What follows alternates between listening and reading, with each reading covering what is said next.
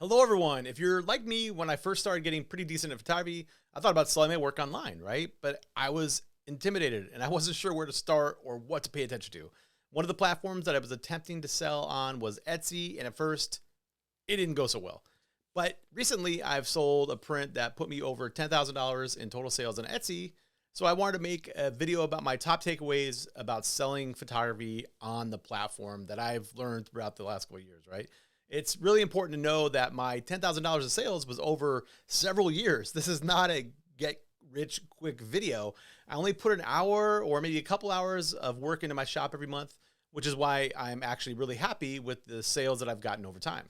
So the question is, how did I do this? And how can you do this too? That's the more important question, right? The first thing I learned is that your photos, the actual content of your photos, how good they are, don't matter that much. And that's kind of weird.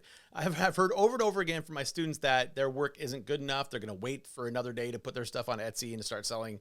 And just don't do that. It's not true that your work is not good enough. I believe that there is an audience for everyone. And even if you don't think that you have the absolute best photographs out there, they're still yours. They are unique. And I'm sure that someone is going to value them.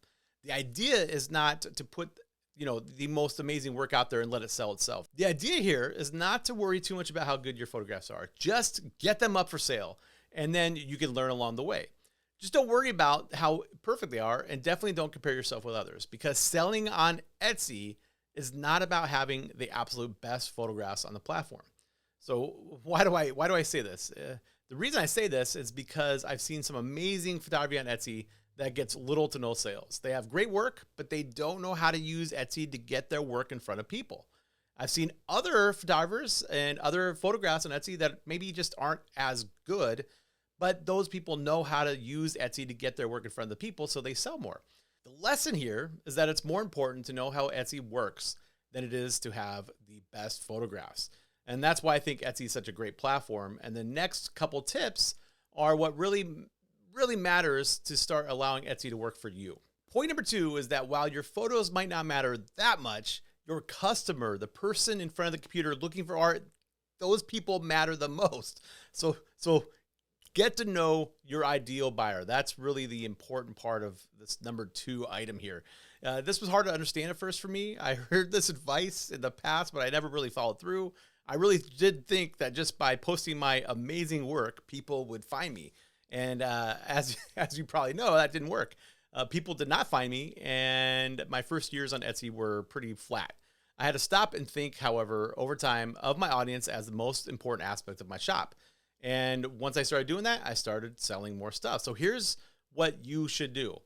Develop a persona, a person. Like, think of a person sitting on a computer, or better yet, probably their cell phone, looking at something to buy. For me, it was a person looking to buy a piece of Nebraska wall art. Once I started thinking that way, it changed everything. I started to create listings that catered to that specific person, right? So when that person was sitting on their computer, they were on their cell phone, they were looking for something, my stuff would come up. They were looking to buy something, and so I was custom tailoring my stuff to them. Every Etsy listing has a title, description, and keywords and attributes. Those all work together to get you in front of the right person. If your listings have the right keywords and your listing photographs speak to the person looking to buy something, you have a chance for them to click on your listing. And when they do, your photographs and your shop description might entice them to look at the price. And if the price is right for that customer, there's a decent chance, there's a pretty good chance that they'll buy it. At the end of the day, it's really kind of common sense. Spend more time thinking about them than thinking about your own photographs. And the more customers that buy your work, the more Etsy sees that you have a quality product at the right price, and they'll try to get you in front of more people looking for work like yours. This revelation, to pay attention to my ideal customer, was an absolute game changer. It was probably my most important tip, and was one of the key aspects of my shop's success so far. Point number 3 is that Etsy search is your best friend, so make sure to take advantage of it. Look, Etsy is a marketplace. People go there to buy stuff, right? And when they get paid, when Etsy gets paid, so do you. Etsy wants people like us to succeed. And when you think of it this way, they want the best art to go in front of the right person, which is why my previous point about customers is so important. But you have to go a little bit farther than that. The question in point number 3 is, how can you help Etsy serve your art in front of the right people? The answer is that you have to pay attention to what your audience is actually searching for when you are titling and tagging your photographs. Let me give you an example of something I screwed up on earlier, right? I was trying to sell this image, which is decent. I was using the term neon sign in my title's description and keywords. And guess what? People searching for neon signs were not looking for photographs. There's a whole world on Etsy where people are actually selling neon signs, physical neon signs. So my listing used the wrong keywords and Etsy knew it. I was using keywords for an item that didn't fit what people were actually searching for, right? So Etsy knew that and they knocked my listings way down because they wanted to actually sell something instead of people passing by my listing. So instead, use keywords that are actually going to work for your audience. So instead of focusing on the term neon sign, I use keywords like rustic guest room wall art. This might give me a better chance of getting found by the right person looking to buy something like this for the wall of their guest room, for instance, right? They might think it's kind of cute to put a motel picture, an old country motel picture on their wall, especially if they have like a farmhouse, a rustic style farmhouse. And since I also know that I want to target people living in the Midwest, such as Nebraska, Iowa, and Kansas, I need to make sure that I reserve my 13 tags for things that people are actually searching for. So I'll mix and match my tags to include terms I think my buyers are searching for. There are tools out there that help you do some of this. eRank, Sales Samurai, Marmalade, and others will help you to estimate how much people are actually looking for certain keywords. These can help you get an understanding of where these keywords are going to go and which ones to use. And most of these platforms has free trials for you to check out to get you started. Point number 4, more listings equals more opportunities to be seen. I resisted this for a while. I remember putting up something like 15, 20 photographs. I put a ton of time and effort into them, and then it was mostly crickets. I didn't sell much at all. And I was depressed because I figured that my photos just weren't good enough. Nobody wanted to buy them.